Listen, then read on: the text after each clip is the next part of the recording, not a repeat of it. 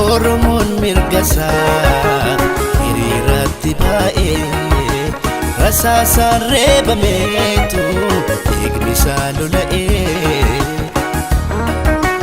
dhaalashee ajjeessanii haadhaaf mataa baatu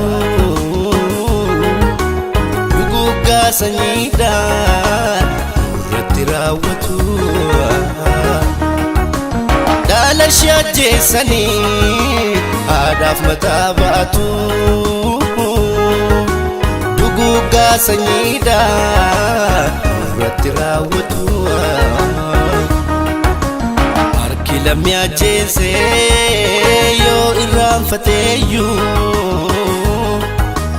hanga bilisoomnuutti garaan keenyan fayyuu waggaa waggaatiin dhiiga nu lolaasu badii tokko malee haddaa nu baasu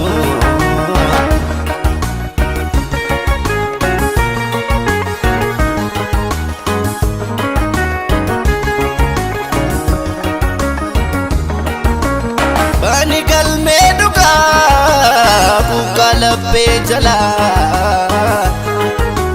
kaayyoo dhugaa baatee isa bu'e boolla haqa isaa dhorkamee diinaan conkolaa'ee maaf dhiifnaa gumaasaa isa dhugaaf du'e isa sabaaf kaatu marrumaan gubatu qalbiin karaa cabee iji dhiiga baatu isa luugamamee dhugaa utuu baatu gaaffii mirgaa qofaaf karra isaas ni nyaatu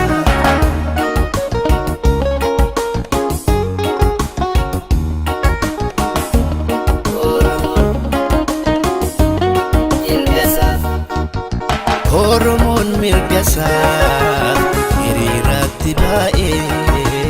rasaasaan reebameetu dhiigni isaa lola'ee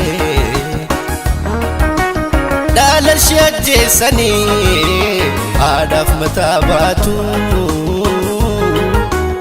duguggaa sanyiidhaan irratti raawwatu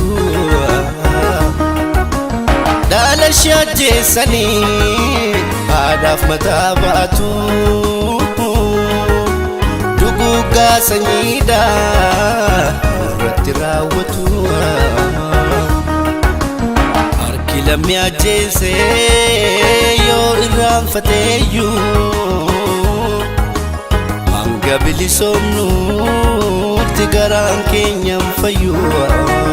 waggaa waggaatiin dhiiga nu lolaasu badii tokko malee haddaa nu baasu